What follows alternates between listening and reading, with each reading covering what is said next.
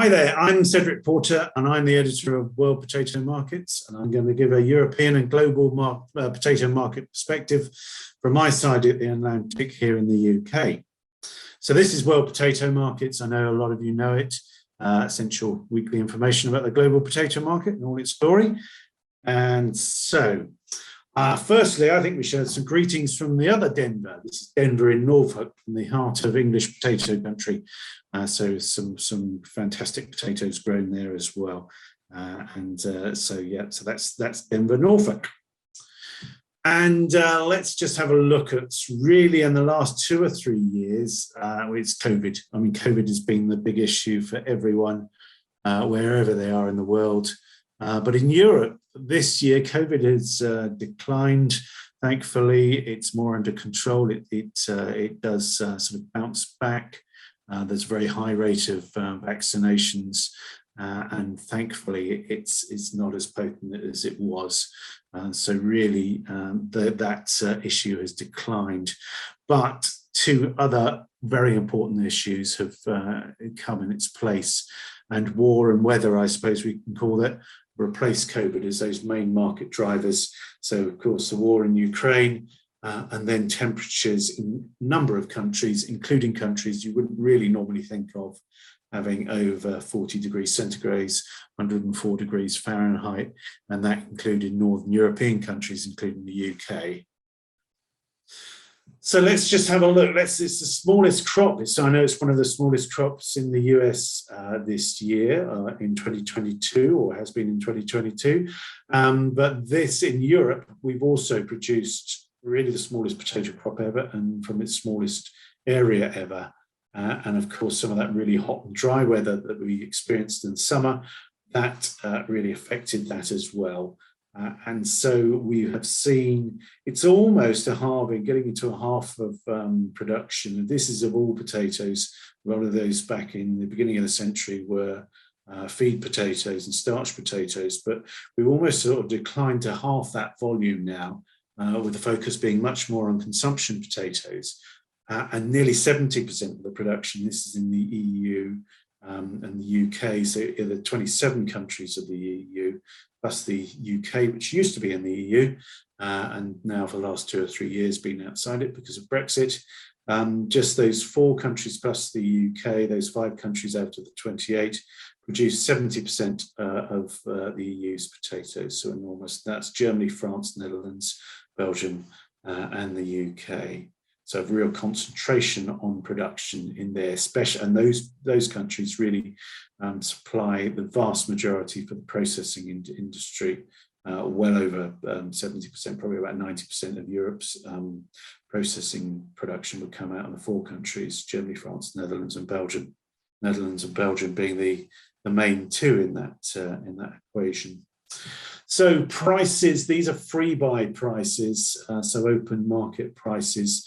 That darker blue line there is this year's, the 2022-23 crop. And so you can see that's well above that red line from a year ago, around about sort of double what it was a year ago, but not as high as the previous drought year, which was 2018.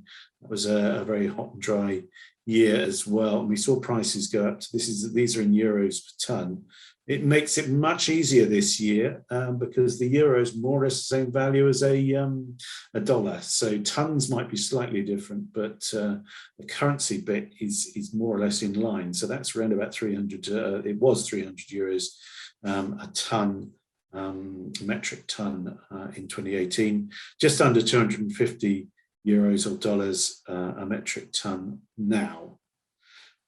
Usage of potatoes is relatively strong. A lot of the potatoes that were grown were processing potatoes, and so usage has been fairly strong up until now. I think we're expecting a dip in the volumes later on in the season when those potatoes will have been used up. But you can see that on that left-hand chart there, that blue line there is Belgian usage up until the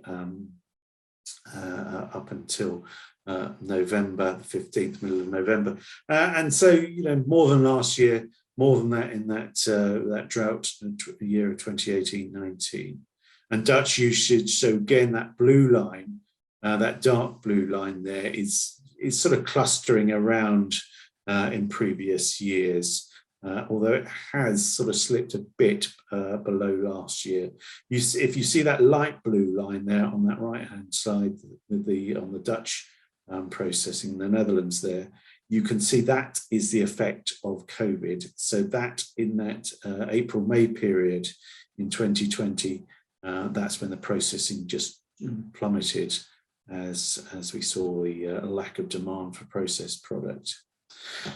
Just looking at processing product now, this is the exports across the world of processed product, mainly frozen fries this is, and we can see that has really recovered since the pandemic, and now we've got over 6 million tons of fries by the EU's top 5, and those top 5, that's Belgium, Netherlands, France, Germany and Poland in that order, in terms of supplying the world with fries. These are total exports, so that's exports within Europe as well as the rest of the world. But you can see that actually Belgium has now exported. Belgium has exported more than 3 million tons itself, which is half of that total volume, an absolutely enormous amount of fries there. I just looking at previous recessions, let's sort of discount the COVID recession of 2020.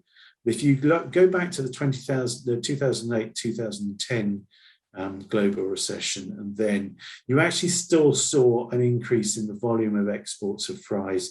And I think that what that is actually during a recession, fries are still seen as a very good high value product for restaurants, and actually probably cheaper than some of the other ingredients. I know I've eaten meals recently in restaurants, had a meal in Belgium, and I had the biggest pile of fries I've ever had. And I think what restaurants are doing are probably cutting back on some of the more expensive ingredients, but replacing that with fries. So you're still seeing very sort of strong demand, even though there is a global recession. There is a slowdown in exports outside the EU as prices rise. We have sort of seen that. So this isn't an inexorable rise in exports of frozen product in Europe. And so you see that on the right, that there has been quite a considerable increase in the price, over 20-30% plus increase in the price of fry exports in the last year. And of course, that is now sort of starting to impact on prices across the world. If we just look at the US is actually now, I think it's second or third after Saudi Arabia in terms of Europe's largest markets. The US is one of the EU's largest export markets for frozen fries. So you can see that is nearly 200,000 tons of frozen fries. And if we go back to a decade ago, that was barely 20,000 tons. So a tenfold increase in that sort of 10 years. Looks to be that does look to be leveling off a bit, but I suppose the lack of fries in the US, we've seen much higher exports from Canada into the US. But we've also seen that from Europe as well. So that is going to continue, I think, probably into the next year if we see a pressure on supply in the US, perhaps not to the same level of growth, but then again, that is very high volumes. This is a quite a complicated couple of tables here, and I'll just really leave that for people to study more in their own time. But the point here is actually, if we look at the bottom of that table on the left, EU, Canada and US, their fry exports, and actually we've seen a reduction in US fry exports. So those three, they've only increased by around about 5% in the last year. And that contrasts with other countries. We're seeing quite a big increase in other countries exporting frozen fries. around the world. I suppose because there's still that global demand for fries, and but there's a bit more of a pressure perhaps on supply in both North America and Europe. And what we see there is other countries increasing their frozen fry exports. So there's been a 13% increase in frozen fry exports from the rest of the world players, if you like, in that time. And much of that growth has really come from India, China and Turkey, in particular India and China. So India and China now exporting 85,000 tons of fries each, which is massive increases on the last few years, and as their systems and their processing industries grow, and we can see more of that happening. So that is, I don't know how much of a threat that is to Europe and North America, because I think there is still that global demand for them. And actually a lot of these companies doing that are European and North American companies doing that extra. So you can see if the world wants fries, then it's going to have to come from other countries rather than just the more established European and North American ones. Just for some reference there, there's prices there. And actually, over the last year, New Zealand's been the most competitive fries in the world, and EU is still prices under where they are in Canada and the US, but the price of EU fries has gone up as well. So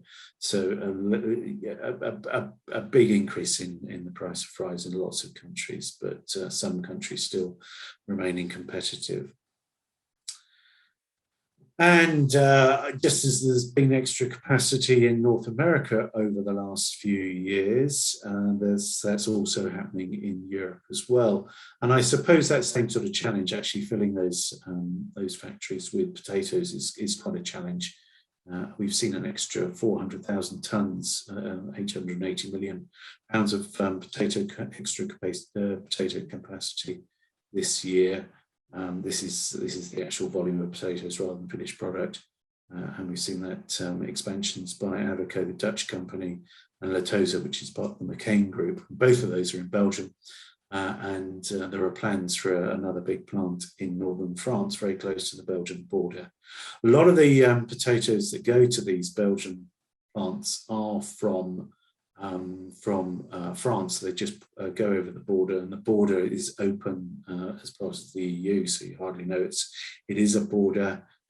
So they are they French fries, or are they Belgian fries? Belgium likes to call them Belgian fries rather than French fries, but they're made with French potatoes, so we could be calling them French fries, I suppose. But and that's a dispute for the Belgians and the French to sort out amongst themselves. But as I say, that pressure on filling those plants is still a major one, as you see in North America. And I think looking at whether people will be growing potatoes this next year, I think cost is going to be one of the key planting decision factors. We've seen a big increase in costs. Most of these figures here come from a UK farming co-op, supply co-op, and of course fertilizer going up more than 130%, fuel, and then of course on the other side of the further up the processing chain, you've seen gas and electricity prices going at an enormous rate. At one point in August, the gas price in sort of wholesale on spot gas price in Europe was 1,000% higher than it had been in the August the year before. So enormous cost in production. And that is probably Dutch potatoes. This is in the Netherlands in 2023. It's going to cost £10,000. Sorry, 10,000. That should say there 10,000 euros or a hectare, which is around about 4,000 acres, 4,000 US dollars an acre. Again, that's a similar conversion in US dollars to euros. So around about $4,000 per acre there to grow potatoes. And that's obviously a lot more than it's going to cost to grow things like cereals, which are a fraction of that, and arguably less risk to growing cereals. And European supplies will be could be tight again in 2023. Weather will again be a key. We've seen, I think, most parts of the world really now are seeing much more extremes of weather, and you don't know when those extremes are coming and what those extremes are going to be and what part of the season they will be at. So we can have some very, very hot temperatures, well over 100 degrees Fahrenheit for weeks on end. And then we can have really high levels of water. We've seen a very dry year across Europe, but actually November was one of the wettest Novembers in many parts of Europe as well. So it sort of levels it out but over the year, but we don't know how that's and when that extreme weather is coming. Just looking at Ukraine, of course, that sort of dominated a lot of what's going on this year with the invasion in February time. That was at a time when most of the winter crops, the winter cereals, were in the ground. And actually, we're finding now that there's probably less winter wheat going in this end of the year because there's still disruption. But we did see this is the sort of first estimates for what the Ukrainian crop was. And so quite a big drop down to about 16.5 million tons from over to 20 million tons in 2021. And a big sort of area, sort of 30% drop in the area as well. And I mean, these are more sort of commercial potatoes. I think what will have happened will be that people themselves will have grown more potatoes. As we know, it's a crop that's quite easy to grow in your backyard, and having that as sort of essential crop for people. So I think a lot more sort of backyard potatoes will have been grown, but the sort of commercial on-farm potatoes plantings will be down. There hasn't been a great increase in imports. Actually, imports of fresh potatoes have gone down, and imports of frozen potatoes have gone down as well. Russia has had to sort of turn to other parts of the world to get the potatoes it needs, as Europe shuns it in terms of exporting to Russia. So still very much sort of disruption there, but I suppose arguably not so much just disruption that's been in the cereal wheat sector there. I think just a few sort of thoughts on the year, and I think this is a global issue, that we've seen quite a big increase in the potato processing sector, so and a shift towards that. We've seen sort of increases. So in 2023, there'll be increases of around about 30+% in contract prices. So I think people will be growing processing potatoes again in 2023 in Europe. But I think there's that need for more contracts in the retailer commitment fresh potato planting. And I think this is probably a global issue. You can see that in the States in 2021, the latest figures they're showing that fresh potato output was at its smallest proportion ever of the potato, 23%, and it's probably going to be smaller again in 2022 as we've seen that pressure on the US crop and more. Perhaps more processing growing than table fresh growing. Only 5% of the Belgian seed area is fresh varieties, and there's talk about the UK fresh area actually dropping by 20% in 2023, and that's a big issue there for people, and I think this is an issue for all of us because. Frozen fries are great, and they're really good value, and there's lots to shout about them as well. But I think plenty to be shouting about with fresh potatoes and all those things that we all love about them, their good value, their nutritional value, They're fun. They've got high value protein in them, potassium, and from an environmental point of view, also very, very important.